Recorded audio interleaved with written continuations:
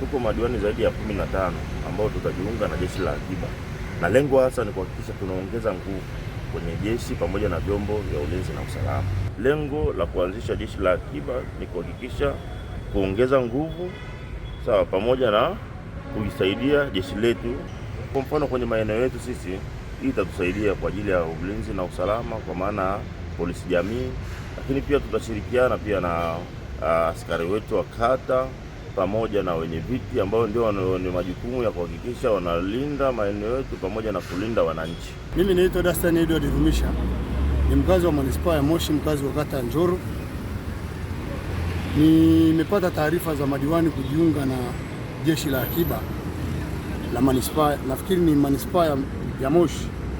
Nimefarijika sana kwa sababu manispaa ya Moshi sasa hivi kuna baadhi ya kata zimekuwa na uhalifu wa kutosha, kwa sababu sasa madiwani kama wanakwenda kujifunza mafunzo ya akiba wanaweza wakawa sehemu ya kupunguza uhalifu kwenye kata zao, ikiwemo kata ya Kaloleni. Ni kata mbaya kuliko kitu kingine chochote, sababu ndio imezalisha wanaopora kwa pikipiki, wanapora simu na mapochi ya kina mama huko barabarani.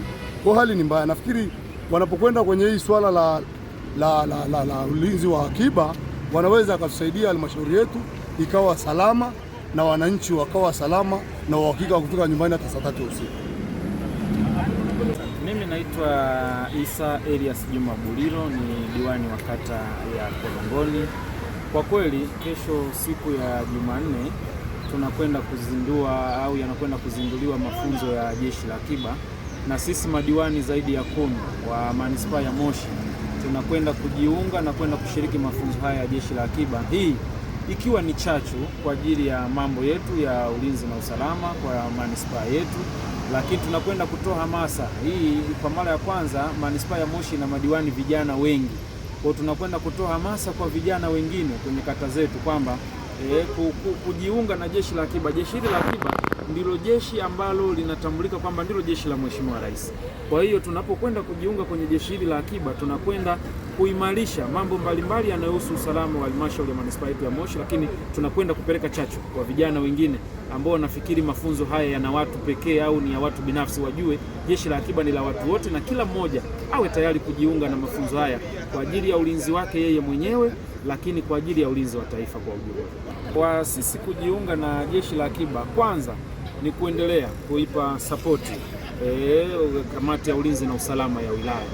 Kama unavyofahamu kwenye kata zetu sisi madiwani ni wajumbe ni wenye vitu wa kamati za maendeleo, lakini sisi si wenye vitu wa kamati ya usalama. Kwa hiyo tunapokuwa tunayafahamu haya mambo ya jeshi la akiba, tunapopata mafunzo haya tunakwenda kuwaongezea.